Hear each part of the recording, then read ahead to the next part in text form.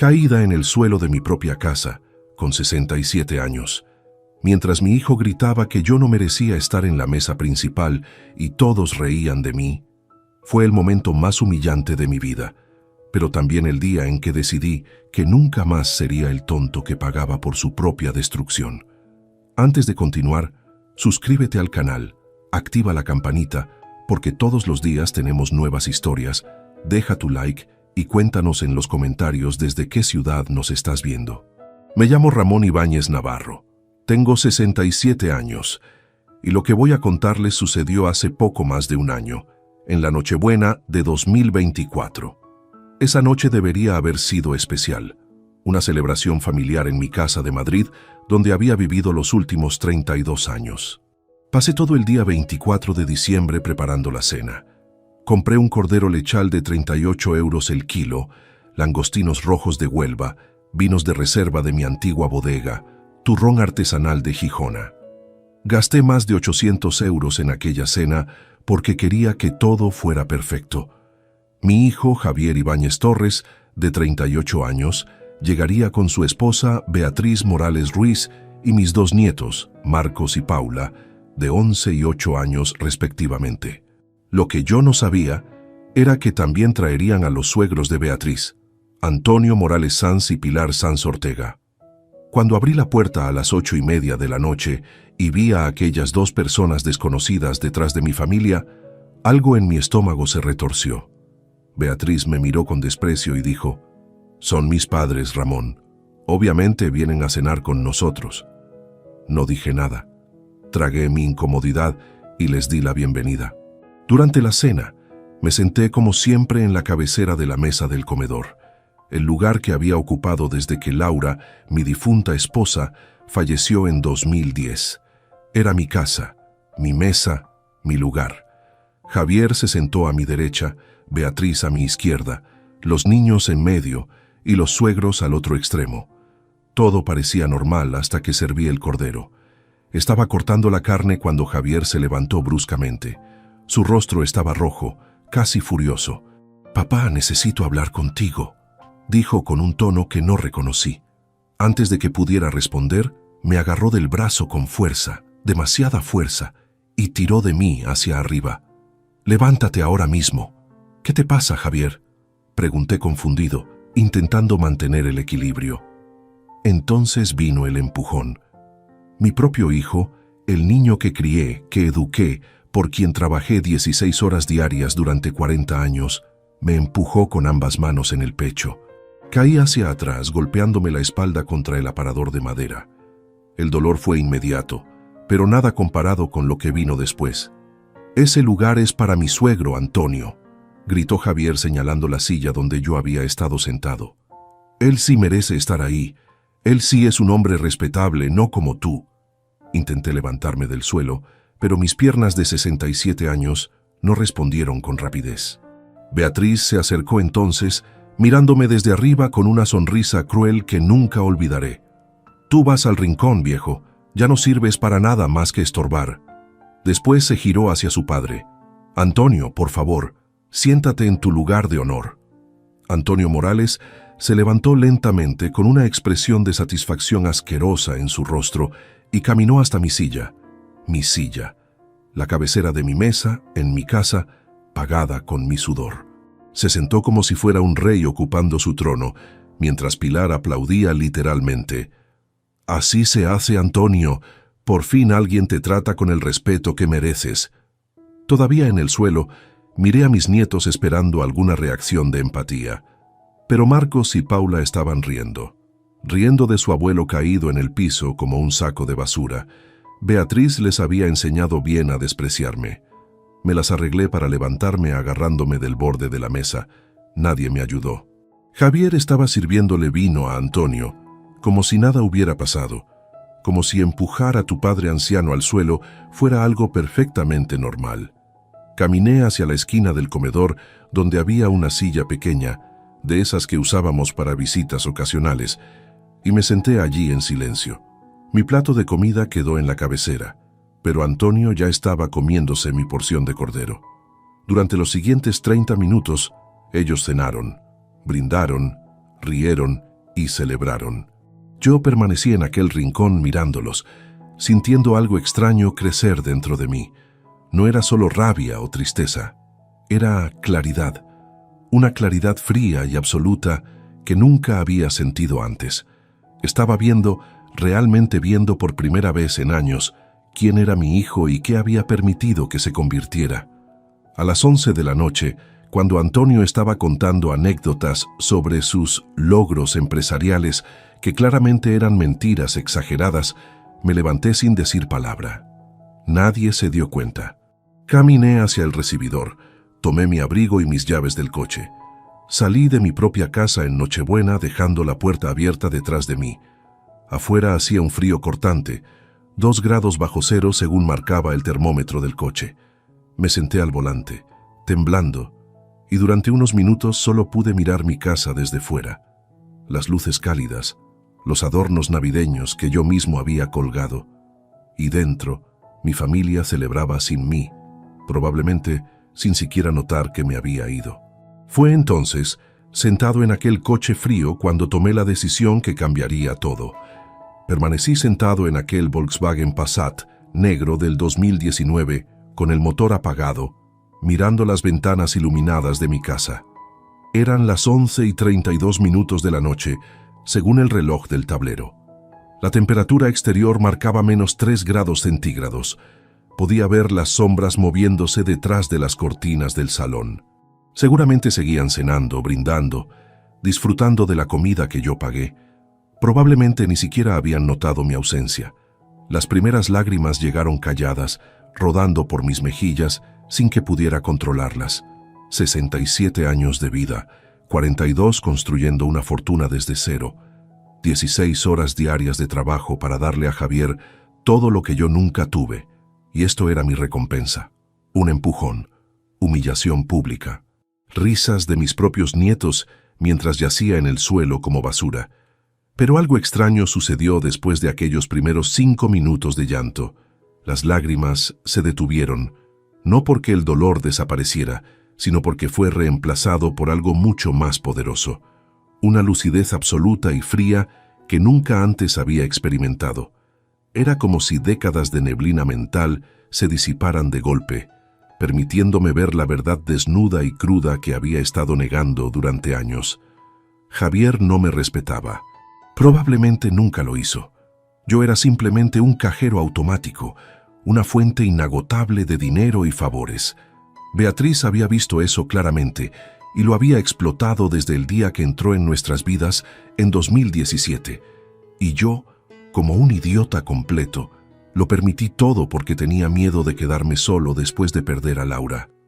Pero ahí estaba la revelación más importante. Yo ya estaba solo, completamente solo. No tenía familia real, solo personas que me usaban. Y si ya estaba solo, entonces no tenía nada que perder. Absolutamente nada. Y esa comprensión, en lugar de destruirme, me liberó de una manera que no puedo explicar completamente con palabras. Saqué mi teléfono móvil del bolsillo interior del abrigo. Las manos me temblaban, pero no por frío ni por debilidad, sino por algo parecido a la adrenalina. Busqué en mis contactos hasta encontrar el nombre que necesitaba: Miguel Ortiz Delgado, mi abogado desde hace 23 años. Era Nochebuena, casi medianoche, pero esto no podía esperar ni un segundo más. Marqué el número. 3 tonos. 4. Por un momento pensé que no respondería, lo cual hubiera sido completamente comprensible, pero al 6º tono escuché su voz soñolienta. «Ramón, ¿estás bien? Son casi las 12 de la noche». «Miguel, necesito que me escuches con atención», dije con una calma que me sorprendió a mí mismo. «Estoy perfectamente cuerdo y sé exactamente lo que voy a pedirte.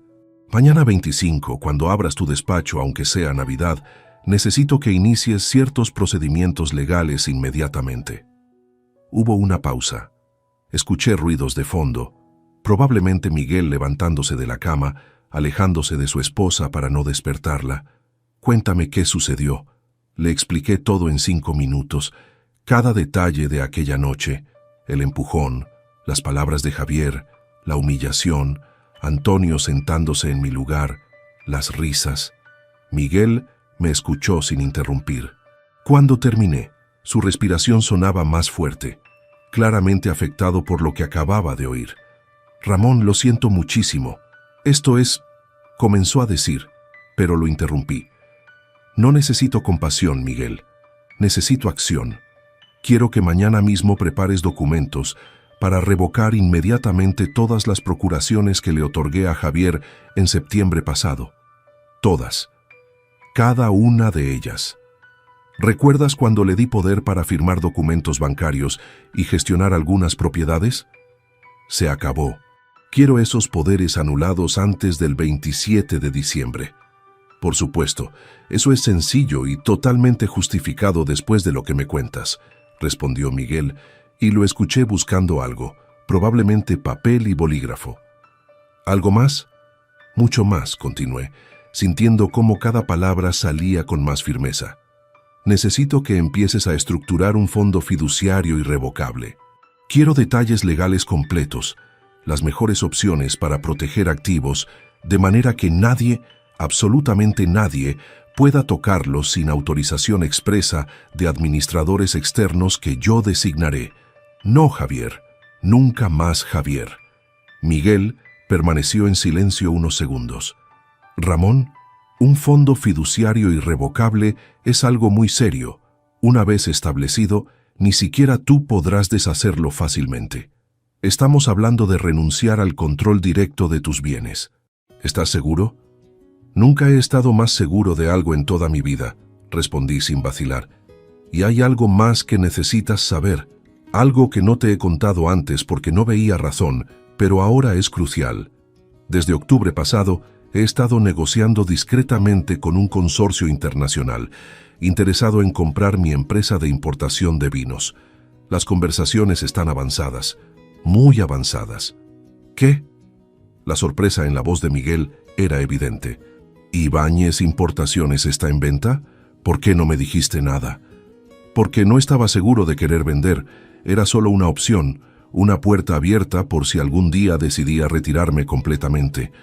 Pero ahora esa decisión está tomada. Quiero que mañana también contactes con los representantes del consorcio y les digas que acepto su última oferta. Vamos a acelerar todo el proceso de venta a través de la estructura offshore que ya tenemos establecida legalmente. Quiero que todo esté finalizado antes de marzo de 2025. Miguel exhaló lentamente. «Ramón, esto es monumental. Estás hablando de desmantelar tu vida entera tal como la conoces. ¿Estás absolutamente seguro? ¿No quieres esperar unos días, pensarlo con calma?». «He tenido 67 años para pensarlo, Miguel. Esta noche solo me abrió los ojos a lo que ya sabía en el fondo. He vivido para personas que no me valoran. He sacrificado mi felicidad, mi tiempo, mi vejez, por un hijo que me ve como un estorbo. Se acabó. A partir de ahora, voy a vivir para mí. Solo para mí». «Entiendo», dijo Miguel con un tono que mezclaba tristeza y admiración. «Prepararé todo mañana mismo. Documentos de revocación de poderes, estructura del fondo fiduciario y contactaré al consorcio.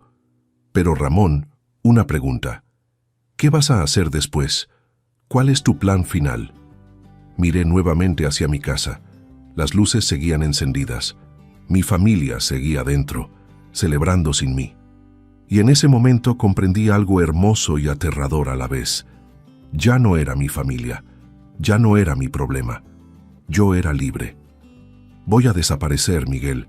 Voy a construir una vida nueva donde nadie me conozca como el viejo tonto que regalaba dinero. Voy a descubrir quién soy realmente cuando nadie espera nada de mí. Y voy a ser feliz, aunque sea lo último que haga en esta tierra. Colgué el teléfono y arranqué el motor. Mientras me alejaba de aquella casa, no miré atrás ni una sola vez. Pasé la Navidad del 25 de diciembre de 2024 completamente solo en un hotel cercano al aeropuerto de Barajas. Reservé una habitación pequeña por 120 euros la noche, pedí servicio de habitación y dediqué cada minuto a revisar documentos en mi ordenador portátil. No recibí ni una sola llamada de Javier preguntando dónde estaba, ni un mensaje, nada. Eso me confirmó todo lo que necesitaba saber. El 26 de diciembre, Miguel cumplió su palabra.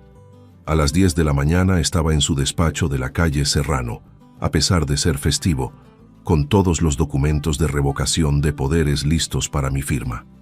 Firmé cada página sin dudarlo, sintiendo cómo recuperaba el control de mi vida con cada rúbrica. Pero había algo más urgente que necesitaba hacer antes de continuar. Miguel, necesito acceso completo a todos mis extractos bancarios de los últimos 6 meses, le dije mientras guardaba las copias de los documentos firmados. Todas las cuentas, empresariales y personales. Quiero ver cada movimiento que se hizo usando las procuraciones que le otorgué a Javier. Ya lo anticipé, respondió Miguel, abriendo una carpeta voluminosa sobre su escritorio de caoba. Solicité los extractos ayer por la noche mediante procedimiento de urgencia. Llegaron esta madrugada por correo electrónico certificado. Ramón, deberías sentarte antes de ver esto. Durante las siguientes 2 horas, revisamos página por página cada transacción. Lo que descubrí me dejó sin aliento, no por sorpresa, sino por la magnitud del abuso sistemático. Javier había comenzado a usar las procuraciones exactamente 3 días después de que las firmé en septiembre. 3 días. Ni siquiera esperó una semana para empezar a robarme. La primera transferencia fue el 20 de septiembre. 50.000 euros de mi cuenta personal principal a una cuenta conjunta a nombre de Javier Ibáñez Torres y Beatriz Morales Ruiz. El concepto decía préstamo familiar. Nunca me pidió ese préstamo. Nunca discutimos esa cantidad. Simplemente lo tomó. 2 semanas después, el 4 de octubre, otra transferencia. 75.000 euros a la misma cuenta conjunta. Esta vez el concepto decía inversión inmobiliaria. Esa transferencia me dolió especialmente porque yo había ahorrado ese dinero durante 3 años, específicamente para reformar mi casa. La misma casa donde me humillaron en Nochebuena. El 22 de octubre descubrí algo que me hizo apretar los puños con fuerza. Una transferencia directa de 80.000 euros a nombre de Antonio Morales Sanz con el concepto compra de propiedad. Miguel investigó esa transacción específica y descubrió que Antonio usó ese dinero como entrada para comprar un apartamento de 3 habitaciones en el barrio de Chamberí, una zona cara de Madrid. Mi dinero, 80.000 euros de mi sudor, fueron directamente al bolsillo del hombre que después se sentó en mi silla mientras yo estaba tirado en el suelo. Hay más, dijo Miguel, señalando otra sección del extracto. El 12 de noviembre, Javier compró un Mercedes clase C del 2023 por 52.000 euros, pagado completamente desde tu cuenta. El vehículo está registrado a nombre de Beatriz Morales Ruiz. Revisé los documentos de esa compra. Era un Mercedes blanco perlado con interior de cuero negro, equipamiento premium completo. Beatriz había estado presumiendo ese coche durante semanas en sus redes sociales, publicando fotos con mensajes como «Mi esposo sabe cómo consentirme» y «El éxito se nota», el éxito de robarle a un viejo confiado. Pero la operación más grande llegó el 28 de noviembre.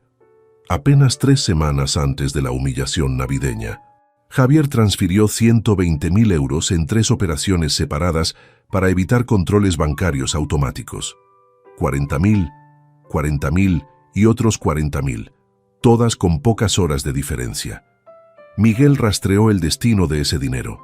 60.000 fueron para pagar hipotecas atrasadas de una propiedad a nombre de Pilar Sanz Ortega, la madre de Beatriz. Los otros 60.000 desaparecieron en gastos diversos: muebles caros, electrónica, viajes, restaurantes de lujo. Calculamos el total: 287.000 euros en exactamente 2 meses y medio.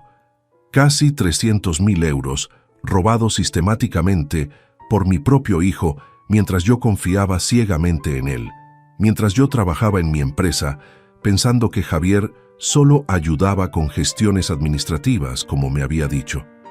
Podemos procesar penalmente por esto, dijo Miguel con voz seria. Apropiación indebida, abuso de confianza, falsificación ideológica si modificó algún documento. Podría enfrentar entre 2 y 6 años de prisión según el Código Penal español. Pero mientras miraba aquellos números, aquellas transferencias, aquella traición documentada en papel oficial, no sentí la rabia ardiente que esperaba. Sentí algo completamente diferente. Alivio. Un alivio profundo y liberador. «¿Ramón?», Miguel me miraba preocupado. «¿Estás bien? Pensé que esto te destrozaría». «Estoy más que bien, Miguel», respondí cerrando la carpeta con calma. «Esto es exactamente lo que necesitaba. ¿Sabes por qué? Porque ahora tengo la justificación moral perfecta para todo lo que planeo hacer. Durante años me sentí culpable por no dar suficiente, por no ser el padre perfecto, por trabajar demasiado. Pero esto demuestra que nunca fue sobre mí. Javier no me rechazó porque yo fallé. Me convirtió en su víctima porque es un ladrón y un manipulador». Miguel asintió lentamente, comprendiendo. «Esto cambia las cosas. Con esta documentación, cualquier acción legal que tomes contra él estará completamente justificada. Ningún juez en España cuestionaría tus decisiones después de ver este abuso sistemático». «Exactamente», dije guardando copias de todo en mi maletín. «Quiero que archives esto de manera segura, pero no vamos a procesar penalmente todavía. Ese será mi as bajo la manga si Javier intenta algo estúpido después. Por ahora, estas pruebas son mi escudo legal y mi liberación psicológica». Salí del despacho de Miguel con paso firme. El aire frío de diciembre en Madrid ya no me molestaba. Mientras caminaba por la calle Serrano, observé a las familias paseando con sus compras navideñas, parejas tomadas de la mano, niños riendo. Y por primera vez en años no sentí envidia ni tristeza por mi soledad, sentí gratitud. Javier me había robado casi 300.000 euros, pero sin saberlo, me había dado algo mucho más valioso: la verdad absoluta sobre quién era realmente. Y esa verdad, aunque dolorosa, me había liberado completamente de cualquier duda o culpa. Ahora podía seguir adelante con mi plan sin remordimientos. Mi hijo había elegido su camino. Yo elegiría el mío. Los siguientes 3 días después de descubrir el robo, me encerré en un pequeño estudio que alquilé temporalmente en el barrio de Malasaña por 600 euros mensuales. Era un espacio de 40 metros cuadrados, con una ventana que daba a un patio interior silencioso. Necesitaba soledad absoluta para procesar 42 años de mi existencia sin las distracciones de mi antigua vida. Traje conmigo 3 cajas de cartón llenas de documentos, fotografías y recuerdos. Quería entender cómo había llegado hasta aquí, cómo un hombre que construyó un imperio desde cero terminó tirado en el suelo de su propia casa mientras su familia reía. La respuesta, descubrí, estaba en cada decisión que tomé, priorizando dar cosas materiales en lugar de enseñar valores. Ibáñez Importaciones nació oficialmente el 15 de marzo de 1982. Yo tenía 25 años, acababa de casarme con Laura Navarro en febrero y teníamos exactamente 12.000 pesetas ahorradas, el equivalente a unos 70 euros actuales. Comenzamos importando vinos portugueses baratos que vendíamos a bares y restaurantes pequeños de Madrid. Durante los primeros 5 años, trabajé de lunes a domingo sin descanso. Laura llevaba la contabilidad desde nuestra casa mientras yo visitaba clientes. Javier nació el 8 de junio de 1986. Recuerdo sostenerlo en mis brazos en el Hospital La Paz, prometiéndole que nunca le faltaría nada, que tendría todas las oportunidades que yo nunca tuve. Cumplí esa promesa demasiado bien. Para cuando Javier tenía 10 años, en 1996, la empresa ya facturaba 3 millones de pesetas anuales. Le compraba juguetes caros, ropa de marca, le pagué colegio privado bilingüe. Pero aquí está lo que nunca hice. Nunca le enseñé el valor del trabajo. Nunca lo llevé a la bodega para que viera cómo se cargaban cajas pesadas bajo el sol de agosto.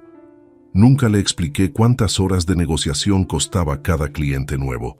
Simplemente le daba dinero cada vez que lo pedía, creyendo que así demostraba amor. En 2003, cuando Javier tenía 17 años, chocó el coche que le regalé por aprobar el examen de conducir. Un Seat León deportivo que costó 22.000 euros. ¿Mi reacción? Le compré otro mejor 2 semanas después. No hubo consecuencias. No hubo lección, solo más regalos. Laura siempre me advertía. Recuerdo una conversación específica del 28 de abril de 2008, sentados en nuestra terraza después de cenar. Ramón, estás criando un hijo que cree que el dinero aparece mágicamente. Necesita trabajar, necesita fracasar, necesita aprender, me dijo con esa sabiduría tranquila que siempre tuvo. Pero yo no escuché. Argumenté que ya había trabajado suficiente por ambos, que él merecía disfrutar la vida que yo construí.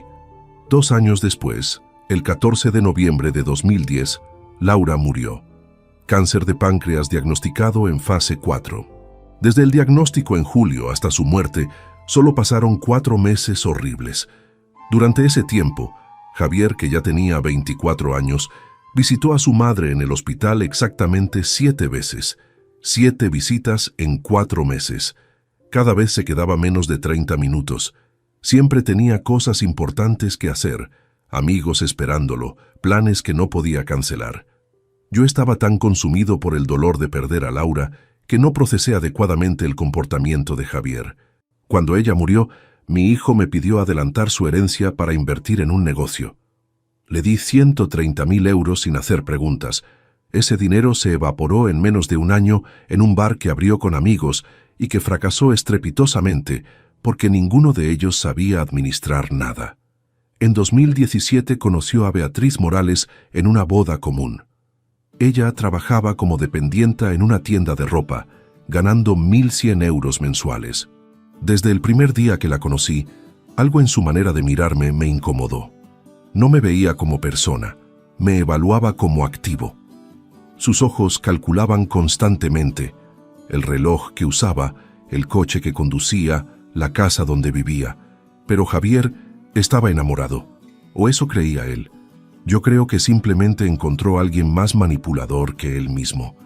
La boda en junio de 2018 costó 47.000 euros. Yo pagué todo. El salón en un hotel 5 estrellas, el banquete para 200 invitados, la luna de miel de 3 semanas en Tailandia. Durante el banquete, Antonio Morales, que apenas conocía, se acercó y me dijo: «Has hecho bien en gastar así. Mi hija merece solo lo mejor y espero que continúes dándoselo». No era una expresión de gratitud, era una demanda. Después de la boda, los pedidos aumentaron. Un apartamento de 3 habitaciones en el barrio de Salamanca como regalo. 290.000 euros que pagué sin hipoteca. Muebles italianos, 32.000 euros.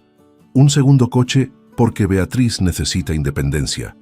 26.000 euros. Cada vez que yo intentaba poner límites, Javier usaba la misma frase: «Papá, no seas tacaño. Tú tienes mucho dinero y nosotros estamos empezando». Pero aquí está lo que descubrí revisando viejos correos electrónicos en aquel estudio de Malasaña. Yo ya sabía. En el fondo siempre supe que Javier me estaba usando. Hay un correo que me envié a mí mismo el 3 de marzo de 2020, durante el confinamiento por la pandemia. El asunto decía: reflexiones a las 3 de la madrugada. El contenido era devastador de releer ahora. He creado un monstruo. Javier solo llama cuando necesita algo. Hace 6 meses que no pregunta cómo estoy. Pero tengo miedo de cortar el dinero porque entonces no tendré ni siquiera esas llamadas. ¿Es mejor ser usado que estar completamente solo? Esa fue mi verdadera tragedia. Elegí ser usado conscientemente porque tenía terror al vacío que dejó Laura. Permití el abuso porque la alternativa era enfrentar mi soledad. Hasta aquella Nochebuena, cuando el empujón físico finalmente igualó el rechazo emocional que llevaba años sintiendo. Ahora, revisando todo esto, entendía algo fundamental.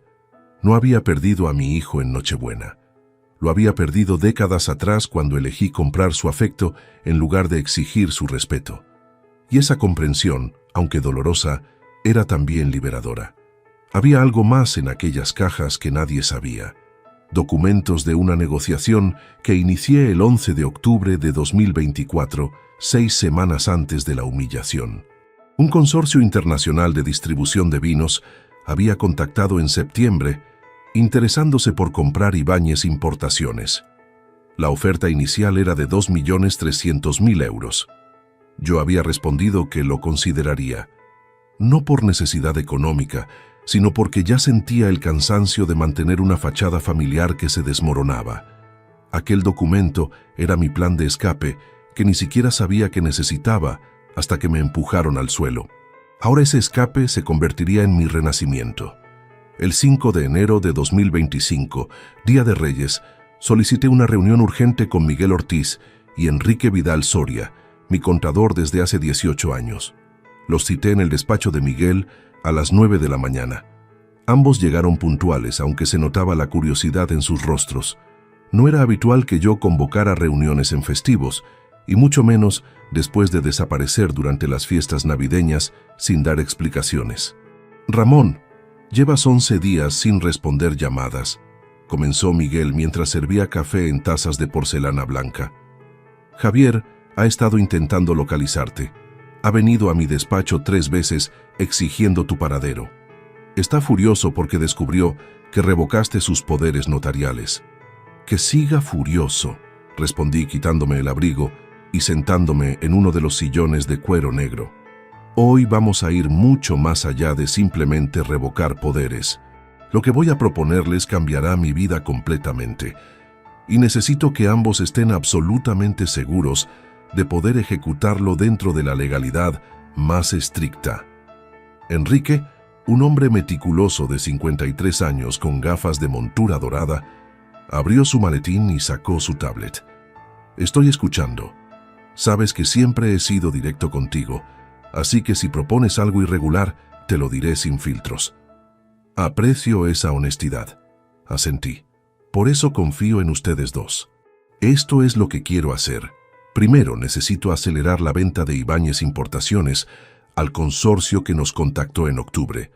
Miguel, tú tienes los contactos de sus representantes legales. Quiero cerrar esa operación antes de que termine marzo». Miguel se inclinó hacia adelante. «La última oferta que recibiste era de 2.300.000 euros. ¿Sigues dispuesto a aceptar esa cifra? Negociaré por 2.500.000, pero si no aceptan, cerraré en 2.400.000. No es momento de ser codicioso. Quiero liquidez rápida, no maximizar ganancias. El tiempo es más valioso que 100.000 euros adicionales». Enrique tecleaba rápidamente en su tablet. Una venta corporativa de esa magnitud normalmente requiere entre 6 y 8 meses de auditorías, due diligence, trámites registrales. Acelerar eso a 3 meses es casi imposible. «Casi, pero no completamente imposible», respondí.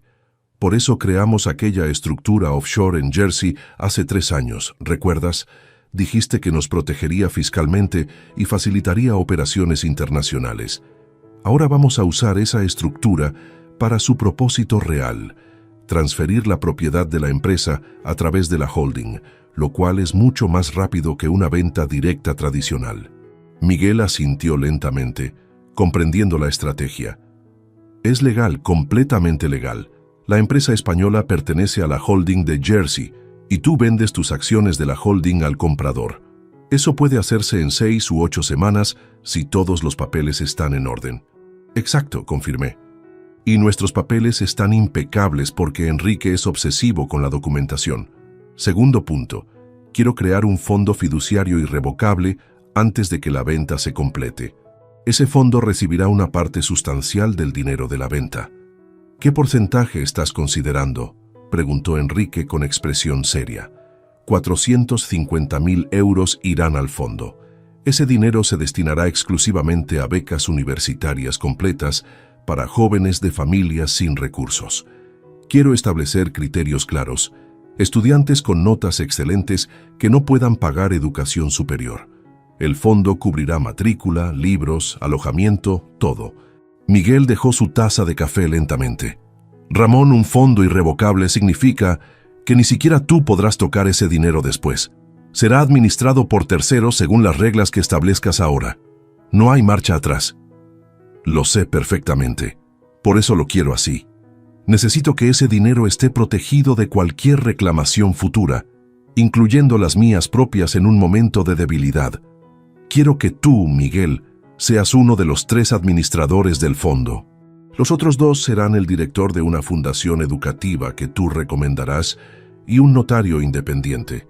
Mayoría simple para cualquier decisión. Enrique levantó la vista de su tablet. Eso es extraordinariamente generoso, pero también es irreversible. ¿Has pensado en tu propia seguridad financiera? 450.000 menos los impuestos de la venta significa que te quedarás con aproximadamente 1.200.000 euros líquidos después de todo. He hecho los cálculos, respondí sacando un papel doblado de mi bolsillo. De ese 1.200.000, quiero donar 300.000 adicionales a 3 instituciones, 100.000 a un centro de cuidados paliativos oncológicos en memoria de Laura, 100.000 a una residencia de ancianos que necesita renovación y 100.000 a un refugio de animales. Eso me dejará con 900.000 euros. Ramón, Miguel comenzó, pero lo interrumpí. Déjame terminar. De esos 900.000, invertiré 600.000 en bonos del Estado y fondos indexados conservadores que me generen aproximadamente 3.000 euros mensuales de renta pasiva. Es más que suficiente para vivir cómodamente sin lujos excesivos. Los 300.000 restantes serán mi capital de seguridad para emergencias y para comenzar mi nueva vida. Enrique silbó suavemente. Estás planificando donar más de la mitad de tu patrimonio líquido. Técnicamente podrías vivir con 3.000 mensuales, sí, pero estamos hablando de un cambio radical de estilo de vida. Ese es exactamente el punto, dije mirándolo directamente a los ojos. No quiero el estilo de vida que tenía. Esa vida me convirtió en un cajero automático para personas que no me respetaban. Quiero una existencia simple, tranquila, donde nadie me conozca por mi dinero. 3.000 euros al mes me permiten alquilar un buen apartamento, comer bien, viajar ocasionalmente y vivir con dignidad. No necesito más. Miguel se recostó en su silla, estudiándome con atención. Hay algo más, ¿verdad? Esto no es solo sobre el dinero. ¿Qué más estás planeando? Voy a desaparecer, dije con calma absoluta. Cuando la venta se complete, voy a mudarme lejos de Madrid. No le diré a Javier dónde. Le dejaré una carta formal explicando que la empresa tuvo pérdidas significativas y reestructuraciones desafortunadas que redujeron mi patrimonio dramáticamente. Le diré que viviré con una pensión modesta y que no podré seguir financiando su vida. ¿Vas a mentirle sobre las pérdidas?, preguntó Enrique frunciendo el ceño. No exactamente mentir. Desde su perspectiva, habré perdido todo lo que él esperaba heredar algún día. Eso es técnicamente cierto. El dinero existirá, pero no estará disponible para él. Nunca. Y legalmente estoy en todo mi derecho de disponer de mi patrimonio como considere apropiado. Miguel tamborileó los dedos sobre el escritorio. Es brillante, de una manera triste. Usarás la verdad técnica para desaparecer sin darle explicaciones reales. Pero Ramón, ¿estás preparado para las consecuencias emocionales? Estamos hablando de cortar completamente con tu único hijo. Ya no tengo un hijo, respondí con una firmeza que me sorprendió a mí mismo. Tengo un extorsionador que comparte mi apellido. La diferencia es importante. Los dos hombres intercambiaron miradas. Finalmente, Enrique habló. Necesitaré 2 semanas para estructurar todo esto correctamente. El fondo fiduciario, las donaciones, las inversiones conservadoras. Todo debe estar perfectamente documentado. Tienes 3 semanas, respondí, y quiero reuniones semanales para revisar cada detalle. No puede haber errores. Cuando salí de aquel despacho 3 horas después, el sol de enero brillaba sobre Madrid con una claridad cristalina. Caminé por el paseo de la Castellana sintiendo algo que no había experimentado en décadas, esperanza real de un futuro diferente. El 18 de febrero de 2025, exactamente 8 semanas después de aquella humillante Nochebuena, todo estaba casi listo. Miguel había avanzado significativamente con las negociaciones de venta. Enrique tenía estructurado el fondo fiduciario y las donaciones estaban documentadas legalmente. Pero había una duda que me carcomía por dentro, una última pregunta que necesitaba respuesta antes de ejecutar mi desaparición definitiva. ¿Y si me equivocaba? ¿Y si Javier realmente se preocupaba por mí debajo de toda esa codicia? ¿Y si el empujón fue un momento aislado de locura impulsado por Beatriz? Necesitaba saberlo con certeza absoluta. Necesitaba un test final que revelara la verdad sin ambigüedades. Llamé a Miguel esa mañana desde mi estudio temporal en Malasaña. Necesito que me ayudes con algo inusual. Algo que puede parecer extremo, pero es necesario para mi paz mental. Después de todo lo que hemos planeado, dudo que algo me sorprenda ya. Respondió con ese tono pragmático que apreciaba. ¿Qué tienes en mente? Voy a simular un problema de salud grave, un ataque cardíaco menor. Quiero que Javier reciba una llamada del Hospital Universitario La Paz diciendo que su padre está internado en observación. Veremos cuánto tiempo tarda en aparecer, si es que aparece. Hubo un silencio prolongado al otro lado de la línea. Ramón, eso es manipulación emocional. Si descubre el engaño, no lo descubrirá porque será real hasta cierto punto, lo interrumpí. He estado sintiendo palpitaciones reales por el estrés de estas semanas. Tengo 57 años de historial médico en La Paz. Pediré cita con mi cardiólogo, el doctor Vargas, explicaré las palpitaciones y me ingresarán para pruebas rutinarias de 48 horas. Es procedimiento estándar. Lo único falso será la urgencia dramática de la llamada. Miguel exhaló lentamente. ¿Y si realmente hay algo mal con tu corazón? Entonces sabré dos cosas importantes, que necesito tratamiento y cómo reacciona mi hijo ante una crisis real. Es información valiosa de cualquier manera. El 20 de febrero por la mañana, después de una consulta genuina donde expliqué mis síntomas de estrés, el doctor Vargas efectivamente recomendó ingreso para monitoreo. Ramón, con tu edad y los niveles de estrés que describes, no podemos arriesgar. 2 días de observación. Electrocardiogramas continuos, análisis completos. Es solo precaución, pero necesaria. Me instalaron en una habitación individual del ala de cardiología. Habitación 312, cama junto a la ventana con vista al jardín interior del hospital. Enfermeras entraban cada 2 horas para revisar monitores y tomar presión arterial. Todo muy profesional, muy rutinario. A las 4 de la tarde del 20, cuando ya estaba conectado a cables y monitores, autoricé a Miguel para hacer la llamada. Miguel contactó a Javier desde un número privado, haciéndose pasar por personal administrativo del hospital. Le dije exactamente qué decir. Señor Ibáñez Torres, su padre Ramón Ibáñez Navarro fue ingresado esta mañana con dolores torácicos agudos. Está estable, pero bajo observación en cardiología. Habitación 312, tercera planta. Sería conveniente que viniera lo antes posible. Miré el reloj de pared. 4:17 de la tarde. Javier vivía a 35 minutos del hospital en tráfico normal. Si realmente le importaba, debería estar aquí antes de las 5. Incluso considerando que quizás estuviera trabajando o ocupado, llegaría antes de las 6. Esperé. 5 de la tarde. Ninguna llamada, ningún mensaje, ningún Javier. 6 de la tarde. Una enfermera entró a cambiar la bolsa de suero.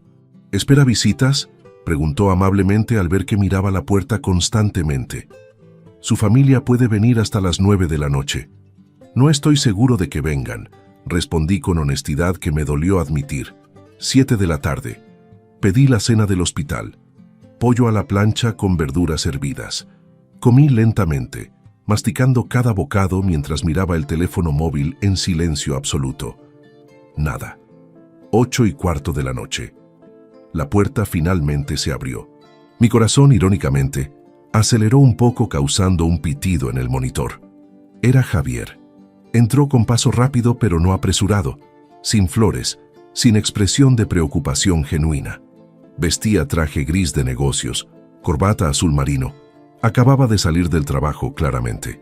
«Papá», dijo acercándose pero manteniéndose a 1 metro de distancia de la cama. No intentó tocarme, no preguntó cómo me sentía. Sus ojos fueron directamente a los monitores cardíacos. ¿Qué pasó exactamente? Dolores en el pecho esta mañana. El doctor quiere observarme 48 horas, expliqué estudiando cada microexpresión de su rostro. ¿Es grave?, preguntó, pero su tono era mecánico, como quien pregunta por obligación social. No lo saben todavía. Podría ser solo estrés o podría ser algo más serio. Javier asintió distraídamente y sacó su teléfono móvil. Durante los siguientes 12 minutos cronometrados por el reloj de pared, revisó WhatsApp, respondió mensajes, scrolleó Instagram. Yo estaba ahí, su padre de 67 años, en una cama de hospital con cables conectados al corazón, y él estaba mirando redes sociales. Javier, dije finalmente, ¿no tienes ninguna pregunta sobre mi salud? Levantó la vista como si acabara de recordar dónde estaba. Ah, sí, claro. ¿Los médicos dijeron algo específico? ¿Hay algún tratamiento? Todavía están haciendo pruebas.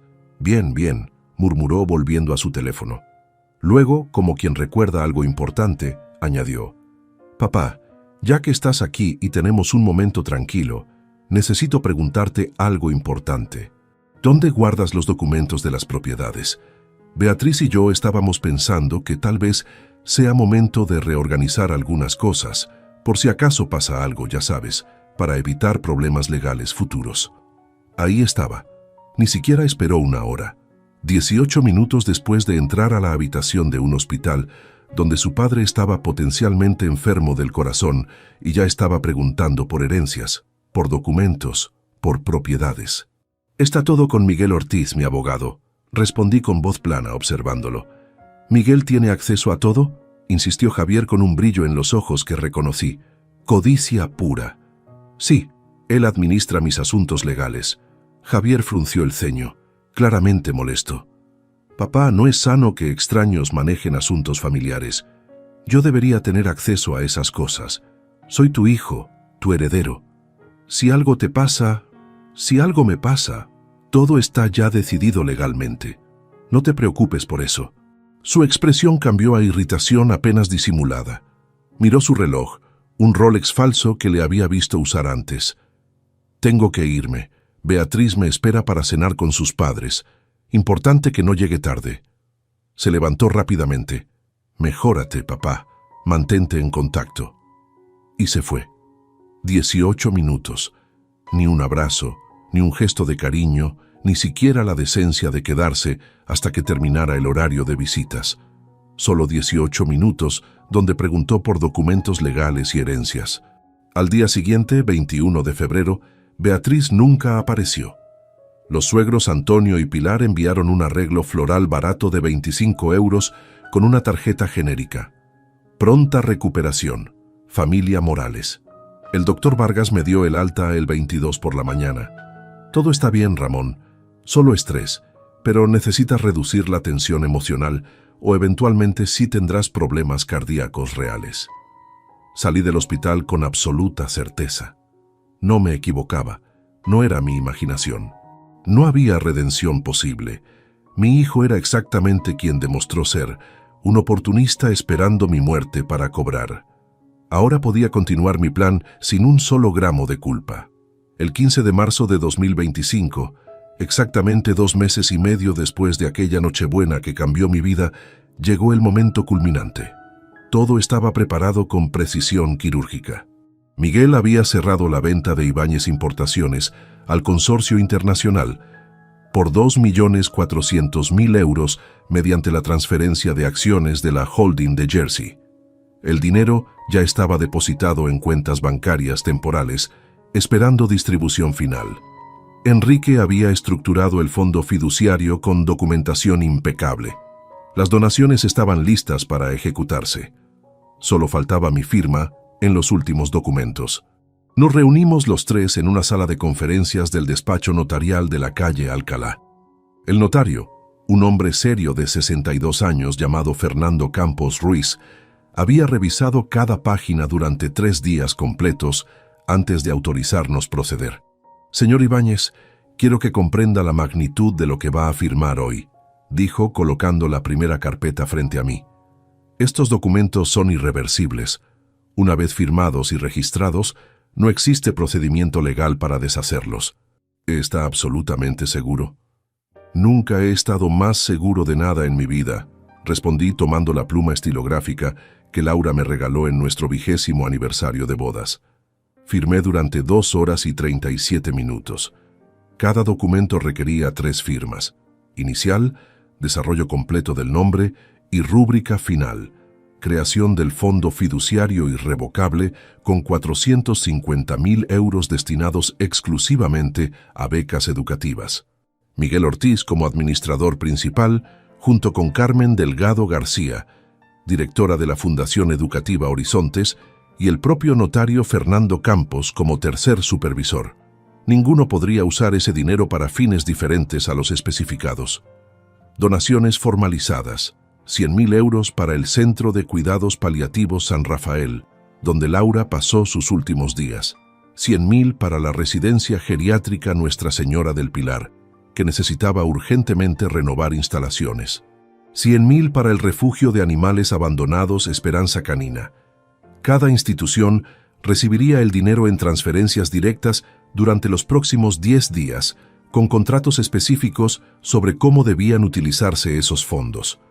Inversiones conservadoras: 600.000 euros distribuidos entre bonos del Estado español con vencimiento a 10 años, fondos indexados de bajo riesgo administrados por Santander Private Banking y certificados de depósito garantizados.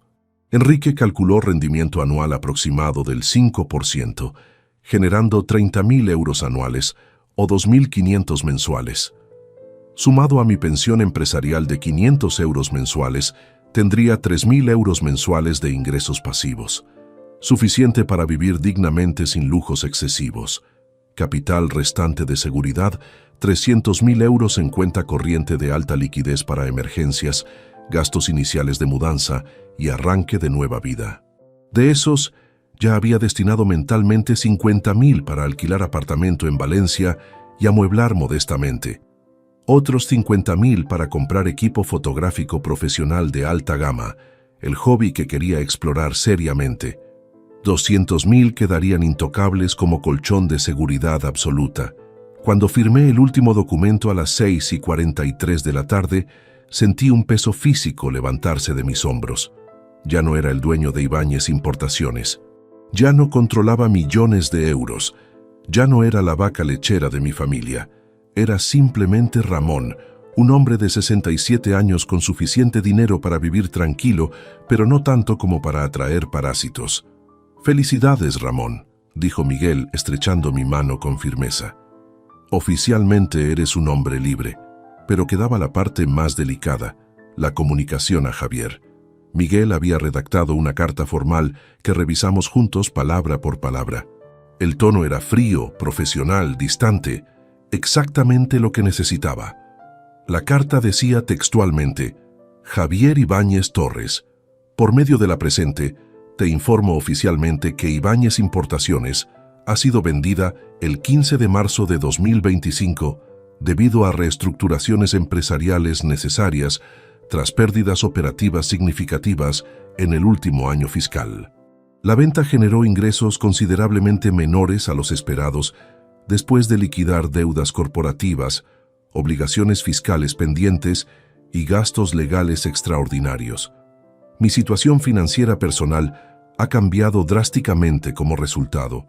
A partir de ahora viviré con ingresos fijos modestos que apenas cubren mis necesidades básicas. No podré continuar proporcionando apoyo económico de ningún tipo.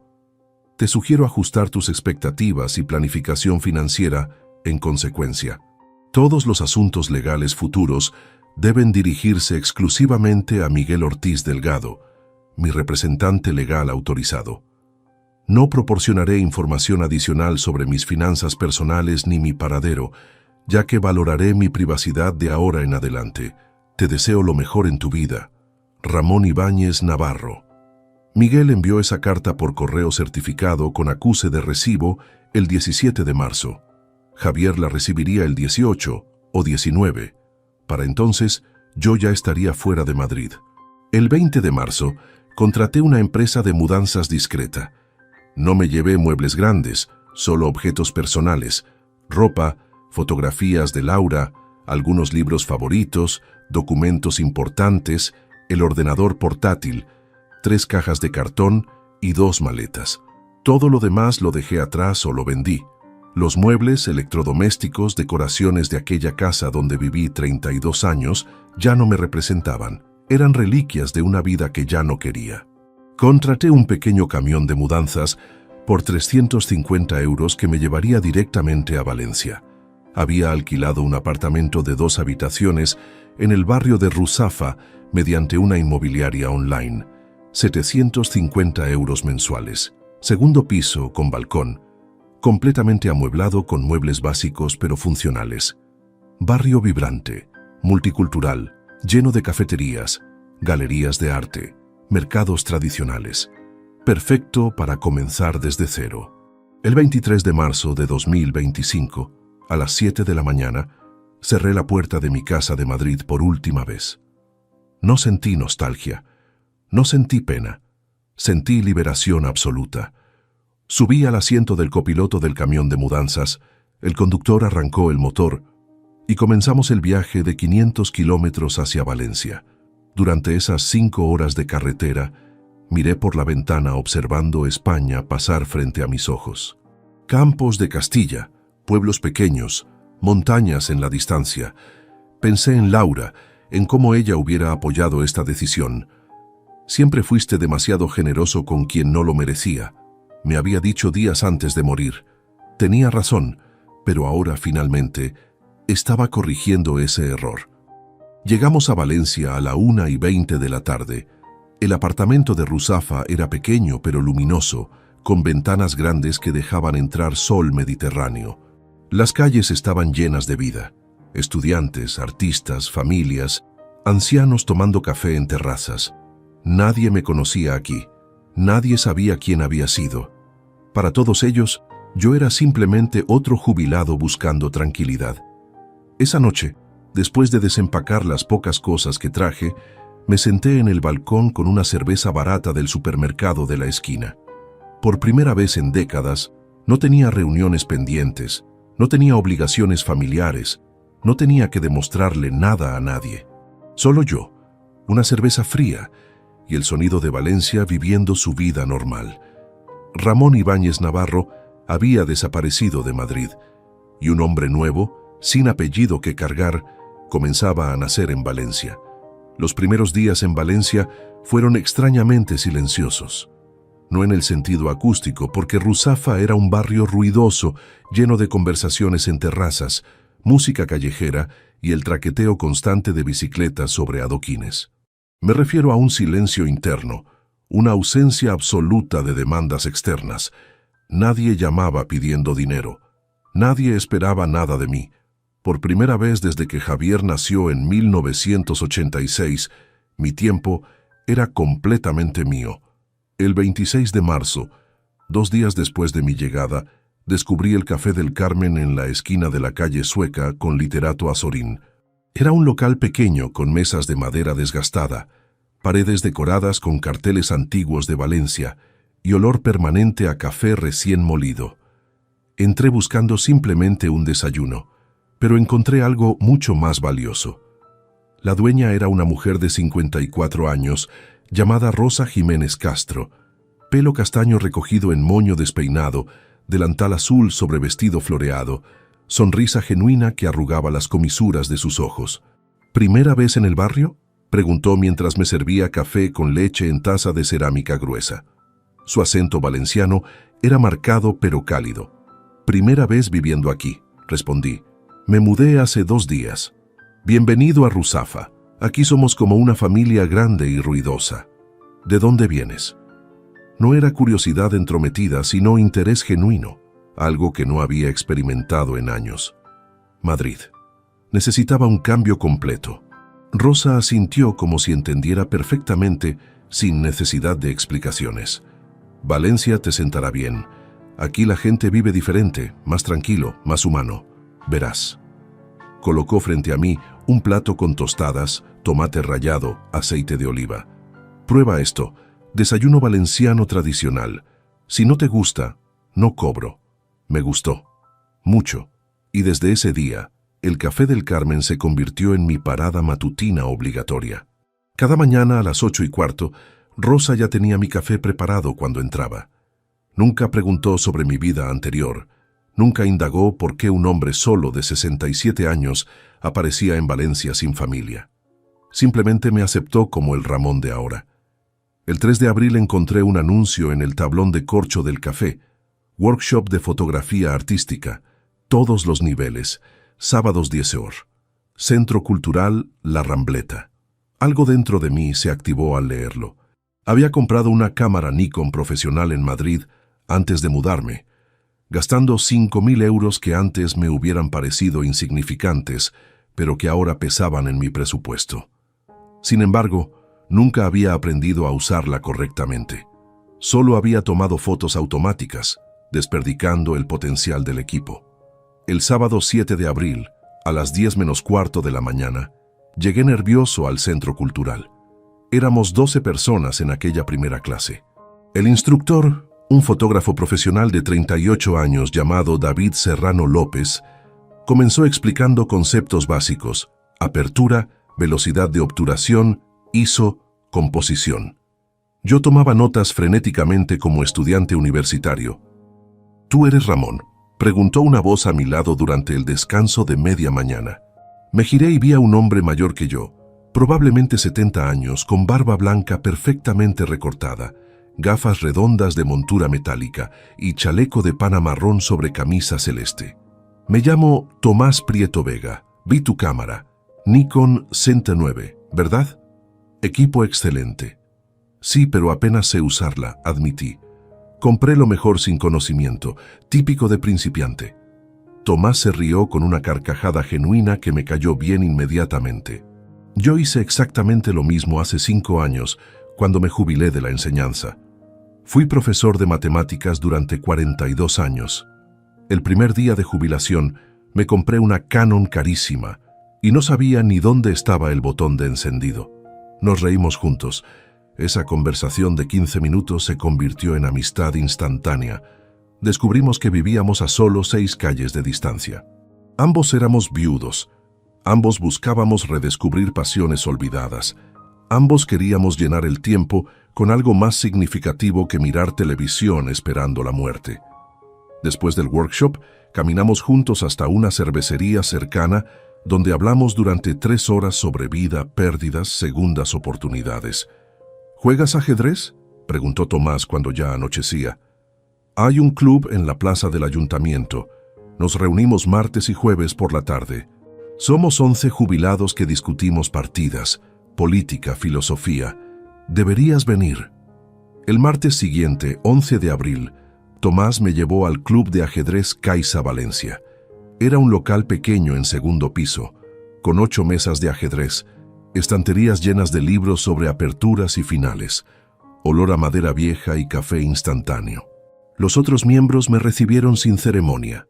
Alberto, Rafael, José, Enrique, 4 hombres entre 65 y 75 años que jugaban mientras debatían sobre política municipal y recordaban viejos tiempos. Mi nivel de ajedrez era mediocre. Aprendí de joven, pero nunca practiqué seriamente. Perdí las primeras 6 partidas consecutivas. Nadie se burló.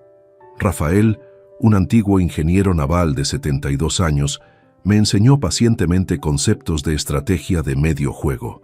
El ajedrez es como la vida, Ramón. No se trata de tener las mejores piezas, sino de saber usar las que tienes.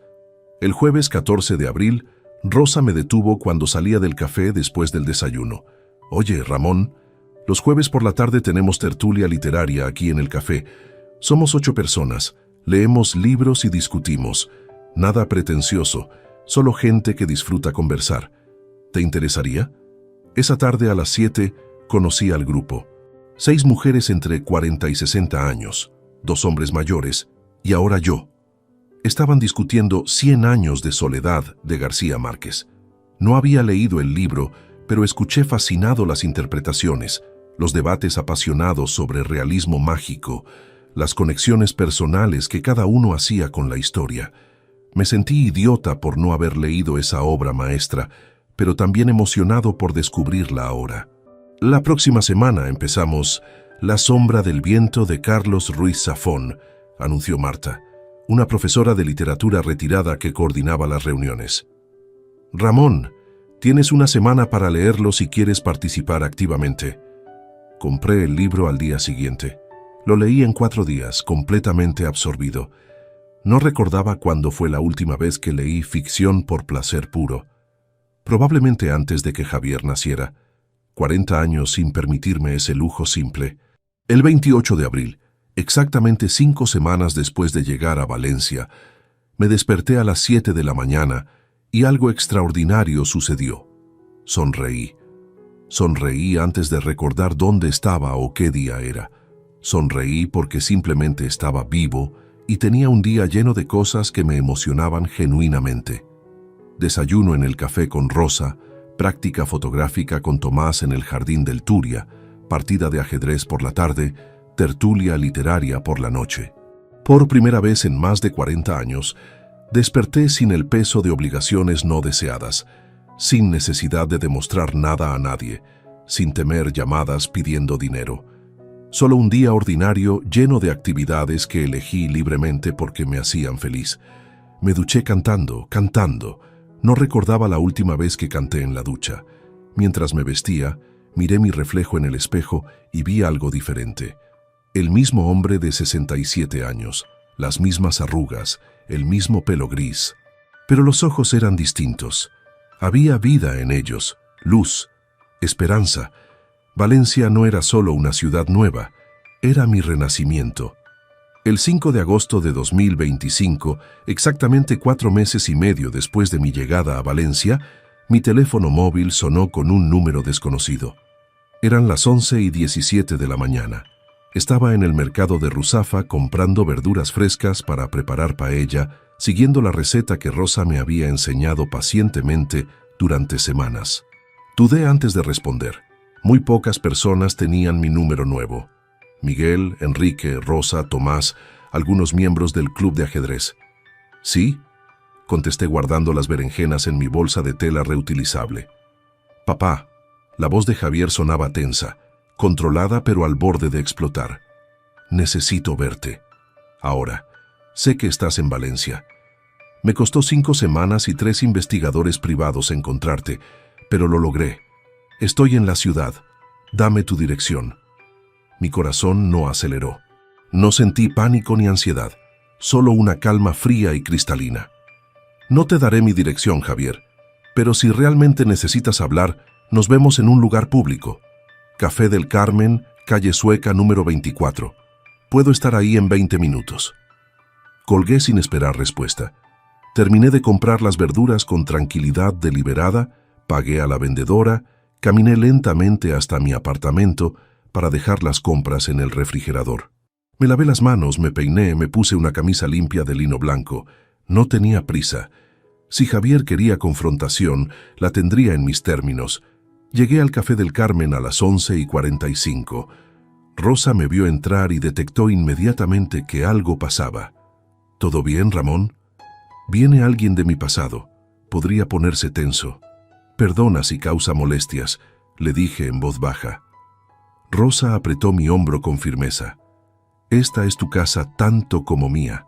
Nadie te molestará aquí. Hubo algo protector en su tono que me conmovió profundamente. Javier entró exactamente a las 12:05. Lo reconocí inmediatamente, aunque había cambiado. Estaba más delgado, casi demacrado, ojeras pronunciadas, traje arrugado como si hubiera dormido con él puesto, corbata mal anudada. Su mirada barrió el café hasta encontrarme sentado en una mesa del fondo, deliberadamente alejada de otros clientes. Caminó hacia mí con pasos rápidos y pesados. Se dejó caer en la silla frente a mí sin saludar. ¿Qué demonios hiciste, papá? Buenos días, Javier. ¿Quieres café? Mi voz era educada pero distante, como hablaría con un conocido incómodo. No quiero café, estalló golpeando la mesa con la palma abierta. Varios clientes voltearon a mirarnos. Rosa apareció inmediatamente detrás de la barra, vigilante. Quiero explicaciones. Vendiste la empresa sin decirme nada. El abogado ese, Miguel, dice que todo el dinero desapareció en inversiones irrecuperables y pérdidas operativas. Eso es mentira. Esa empresa valía millones. Saqué de mi bolsillo un sobre manila que había preparado anticipando este momento. Contenía copias certificadas de todos los documentos legales, escrituras de venta, contratos del fondo fiduciario, comprobantes de donaciones, extractos bancarios mostrando las transferencias. Todo perfectamente legal, todo irrefutable. Aquí están todos los documentos que necesitas ver, dije deslizando el sobre hacia él. La empresa fue vendida legalmente el 15 de marzo por 2.400.000 euros. Después de liquidar obligaciones fiscales pendientes, deudas corporativas que tú desconocías y gastos legales extraordinarios, quedó aproximadamente 1.800.000. De esos, 450.000 fueron a un fondo fiduciario irrevocable para becas educativas. 600.000 fueron donados a 3 instituciones benéficas. Los restantes 750.000 están invertidos en instrumentos conservadores que me generan ingresos modestos mensuales. Todo está documentado, todo es legal, todo es definitivo. Javier abrió el sobre con manos temblorosas. Leyó página tras página, su rostro pasando del rojo furioso al blanco pálido. Esto no puede ser real. Donaste casi todo. Creaste un fondo que ni siquiera tú puedes tocar. ¿Estás loco? Ese era mi herencia, mi futuro. Trabajé en esa empresa. Trabajaste exactamente 14 meses hace 7 años. Lo corregí con voz plana. Y te despediste tú mismo diciendo que el negocio familiar era aburrido y limitante. No has tocado nada relacionado con la empresa desde 2018. Y respecto a tu herencia, nunca fue tuya hasta que yo muriera. Yo estoy vivo y tengo todo el derecho legal de disponer de mi patrimonio como considere apropiado. ¿Apropiado?, gritó. Atrajo más miradas. Gastarlo todo en extraños es apropiado. Darle dinero a desconocidos mientras mi propio hijo me empujaba al suelo en Nochebuena delante de toda su familia, lo interrumpí con voz cortante como cuchillo. Mientras mi propio hijo le decía a un desconocido que él merecía mi lugar en mi propia casa. Mientras mi propio hijo robaba 287.000 euros usando procuraciones fraudulentas. Sí, Javier, sé todo sobre esas transferencias. Tengo cada extracto, cada comprobante. Podría procesarte penalmente mañana mismo si quisiera. Javier palideció aún más. Yo iba a devolver ese dinero. Era un préstamo temporal. Un préstamo que nunca pediste permiso para tomar. Un préstamo que usaste para comprarle casa a los padres de tu esposa, para financiar sus lujos, para pagar sus deudas. Los mismos suegros que se sentaron en mi silla mientras yo estaba tirado en el piso y ustedes reían. Mi voz seguía calmada, pero cada palabra era acero templado. Fue un error. Beatriz me presionó. Su familia me presionó. Perdí el control esa noche, pero sigo siendo tu hijo. No puedes simplemente abandonarme. Tú me abandonaste primero, respondí recostándome en la silla. Cuando elegiste humillarme públicamente. Cuando visitaste el hospital 18 minutos y solo preguntaste por documentos de herencia. Cuando nunca, ni una sola vez en los últimos 5 años, me preguntaste cómo estaba realmente. No te abandoné, Javier. Simplemente dejé de financiar tu desprecio. ¿Entonces esto es venganza? ¿Castigarme dejándome sin nada? Su voz ahora tenía un tinte de desesperación. No es venganza, es justicia y es libertad. Venganza sería procesarte penalmente por el robo, destruir tu reputación públicamente, perseguirte legalmente. Justicia es simplemente dejarte vivir sin mi dinero. Libertad es construirme una vida donde mi valor no depende de cuánto puedo dar materialmente.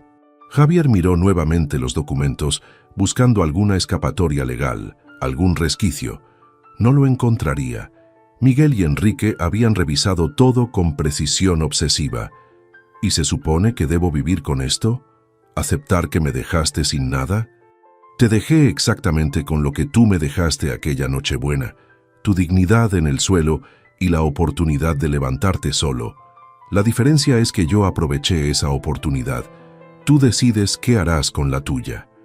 Me levanté de la mesa. La conversación había terminado. No había nada más que decir. Javier intentó agarrar mi brazo, pero Rosa apareció súbitamente a mi lado, bloqueando su camino. El señor Ramón ya se va. Usted puede quedarse, tomar algo oírse también, pero con respeto. Saqué mi billetera y dejé 5 euros en la mesa para pagar mi café. Miré a Javier una última vez. Aquella noche, en Nochebuena, me dijiste que Antonio merecía estar en mi lugar porque era un hombre respetable. Pues bien, ahora tienes lo que querías. Antonio puede ser tu figura paterna. Pídele a él la herencia que tanto esperas. Yo ya no soy parte de tu ecuación. Caminé hacia la salida. Javier gritó detrás de mí. No puedes hacer esto. Soy tu sangre, tu único hijo. Me detuve en la puerta sin voltearme. La sangre no significa nada cuando no hay respeto. Adiós, Javier. Salí a la calle bañada de sol mediterráneo de agosto. Mis manos no temblaban. Mi corazón latía tranquilo y firme. Y por primera vez en mi vida, sentí que finalmente había recuperado completamente mi dignidad. El 24 de diciembre de 2025, exactamente un año después de aquella humillante Nochebuena que destruyó mi antigua vida, desperté en mi apartamento de Valencia sintiendo algo que nunca imaginé volver a experimentar. Gratitud absoluta por estar vivo. Afuera llovía suavemente, el tipo de lluvia mediterránea que limpia el aire y deja olor a tierra mojada. Tenía 68 años recién cumplidos, una edad que antes me parecía el principio del fin, pero que ahora sentía como una segunda juventud inesperada. Mi apartamento ya no era el espacio vacío que alquilé en marzo. Las paredes estaban decoradas con mis propias fotografías enmarcadas, viñedos valencianos al amanecer, rostros de agricultores ancianos con décadas de sabiduría grabadas en sus arrugas, detalles macro de uvas maduras brillando con rocío.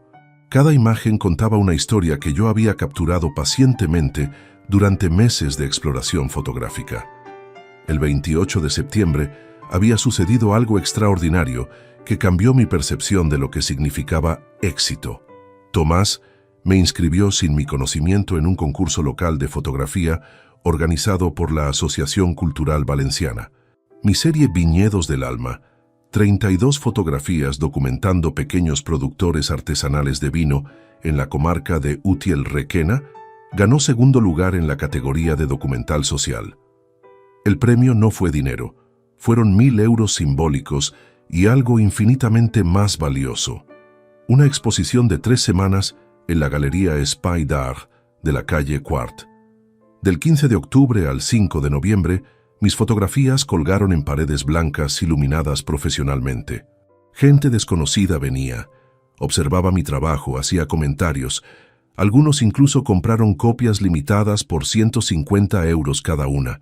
Vendí 17 fotografías, 2.550 euros que no necesitaba, pero que representaban validación de mi nueva identidad.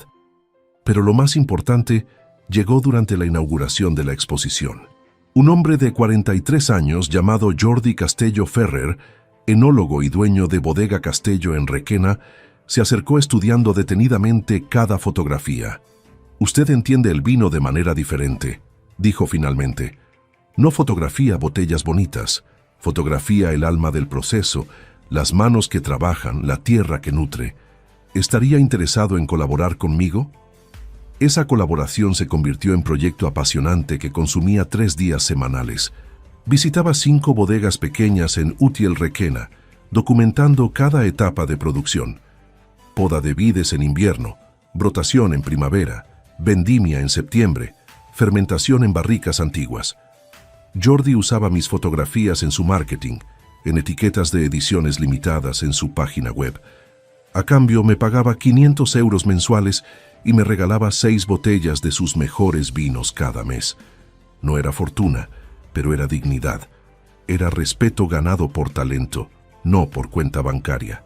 Mi círculo social había crecido orgánicamente.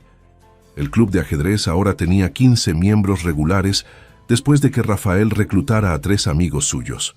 Jugábamos torneos internos cada viernes, con premiación ridícula de trofeos de plástico comprados en tienda de todo a 100, pero la camaradería era auténtica. Alberto, el más competitivo del grupo, me había enseñado la defensa siciliana después de que perdí 12 partidas seguidas usando siempre las mismas aperturas obvias. La tertulia literaria del Café del Carmen se expandió a 10 participantes fijos. Habíamos leído 18 libros desde abril, clásicos españoles, literatura latinoamericana, novela negra escandinava. Descubrí que tenía opiniones sobre narrativa, sobre construcción de personajes, sobre finales que funcionaban o no. Marta decía que mis comentarios siempre añadían perspectiva práctica de vida real que enriquecía las discusiones académicas. Rosa se había convertido en algo parecido a hermana mayor protectora. Conocía mi historia completa ahora, se la había contado gradualmente durante desayunos tranquilos cuando el café estaba vacío. Nunca juzgó, nunca aconsejó no solicitado. Simplemente escuchó y después dijo: «Hiciste lo correcto, Ramón. La familia que no te valora no merece tu sacrificio». Su validación significó más que cualquier terapia profesional. Tomás era mi mejor amigo. A sus 70 años, tenía energía de 50 y sabiduría de 90. Salíamos juntos cada miércoles en expediciones fotográficas. La Albufera al amanecer, pueblos medievales abandonados en el interior, mercados tradicionales bulliciosos. Hablábamos de todo: filosofía, política, arrepentimientos, sueños pendientes. Me confesó que después de jubilarse había caído en depresión durante 2 años, sintiéndose inútil. «La fotografía me salvó», dijo. «Me dio propósito cuando pensé que ya no tenía ninguno. Veo lo mismo en ti». Tenía razón. La fotografía no era hobby, era terapia activa. Cada vez que enfocaba la cámara, me obligaba a estar presente en el momento exacto, observando detalles que antes ignoraba. Texturas de corteza en vides centenarias, juego de luz y sombra en bodegas subterráneas, expresiones faciales de viticultores hablando apasionadamente sobre su oficio. No había espacio para rumiar sobre pasado doloroso cuando estabas completamente absorto en capturar belleza del instante presente. El 30 de octubre recibí mensaje inesperado en Instagram donde publicaba mis fotografías con cuenta modesta de 400 seguidores. «Tío Ramón, soy Adriana, hija de tu primo Esteban. Vi tu exposición online. Es increíble. ¿Podemos tomar café algún día?» Adriana Ibáñez Romero tenía 28 años. Trabajaba como diseñadora gráfica freelance. Vivía en Valencia desde hacía 2 años. La recordaba vagamente de reuniones familiares esporádicas cuando era niña, pero nunca habíamos tenido relación cercana. Nos encontramos el 2 de noviembre en una cafetería del barrio del Carmen. Fue amor familiar instantáneo. Adriana era inteligente, graciosa, genuinamente interesada en mi trabajo fotográfico. Me contó que estudió diseño precisamente porque siempre le fascinó la imagen visual. Revisamos juntos mi portfolio completo en su tablet. Sugirió mejoras técnicas en composición digital. Ofreció diseñar página web profesional para mostrar mi trabajo. «Tío, tienes talento real. Deberías tomarte esto más en serio». Desde entonces nos veíamos cada 2 semanas. Ella me enseñaba edición digital en Lightroom. Yo le contaba historias de las bodegas y los viticultores. Nunca mencionó a Javier. Nunca preguntó sobre dinero o herencias. Solo quería conocer a su tío que había descubierto pasión artística a los 68 años. El 20 de diciembre, 4 días antes de aquel aniversario triste, Rosa me detuvo después del desayuno. «Ramón, este jueves 24 necesito que vengas al café a las 8 de la noche. Tengo pequeña reunión y tu presencia es obligatoria». Llegué puntual sin sospechar nada. Cuando abrí la puerta del café, 15 personas gritaron al unísono: «¡Feliz cumpleaños, Ramón!». Rosa había decorado todo con guirnaldas, había preparado mesa larga con comida valenciana casera y había invitado a todos: Tomás, los del club de ajedrez, la tertulia literaria, Jordi y 3 viticultores de Requena, Adriana con su novio, hasta David del workshop de fotografía. Me quedé paralizado en la entrada, completamente abrumado. «Pero mi cumpleaños fue en noviembre», tartamudeé. «Lo sé», sonrió Rosa. «Pero queríamos celebrar tu primer año en Valencia, tu renacimiento, porque llegaste aquí hace 9 meses y te convertiste en familia para todos nosotros». La emoción me golpeó como ola. Lágrimas comenzaron a rodar sin control mientras todos aplaudían. Tomás se acercó y me abrazó fuerte. «Ramón, cuando te conocí en abril eras un hombre gris, apagado, caminando con peso invisible. Mírate ahora, rejuveneciste 10 años, tienes luz en los ojos. Esa noche comimos, bebimos vino de las bodegas donde trabajaba, contamos historias, reímos hasta que dolieron los abdominales. Adriana proyectó presentación digital con mis mejores fotografías del año mientras todos comentaban favoritas. A las 11 de la noche, sentado en aquel café rodeado de gente que me valoraba por quien era, comprendí algo fundamental. Nunca en mi vida anterior tuve esto. Nunca tuve amigos reales, solo contactos de negocios. Nunca tuve comunidad genuina, solo familia obligada por sangre. Había perdido millones de euros, una empresa, un hijo ingrato, pero había ganado vida, vida real, auténtica, llena de significado. El 14 de febrero de 2026, 14 meses después de abandonar Madrid, recibí llamada de Miguel Ortiz con noticias que esperaba, pero que aún así me impactaron. Ramón, pensé que deberías saber. Javier y Beatriz se divorciaron oficialmente la semana pasada. El proceso fue brutal, según me contó un colega que manejó el caso. Me senté en el balcón de mi apartamento, con café humeante en mano. Afuera, Valencia disfrutaba de un febrero inusualmente cálido. Cuéntame, dije simplemente. Beatriz lo culpó públicamente de perder la fortuna familiar por incompetencia. Demandó la mitad de los bienes que quedaban, que eran prácticamente nada después de que tú recuperaras los 287.000 euros robados mediante orden judicial que ejecuté en octubre. Antonio y Pilar cortaron relación con Javier completamente. Dijeron textualmente que no querían asociarse con perdedores. Los mismos suegros que se sentaron en tu silla ahora lo desprecian por no tener dinero. Esperé sentir satisfacción vengativa. No llegó. Solo sentí vacío triste por el desperdicio de vida que representaba la historia de Javier. ¿Y él? ¿Cómo está? Perdió su empleo en la empresa de consultoría en septiembre. Aparentemente, el escándalo del divorcio, más rumores sobre el robo que nunca procesaste penalmente, pero que circularon en ciertos círculos, destruyeron su reputación profesional.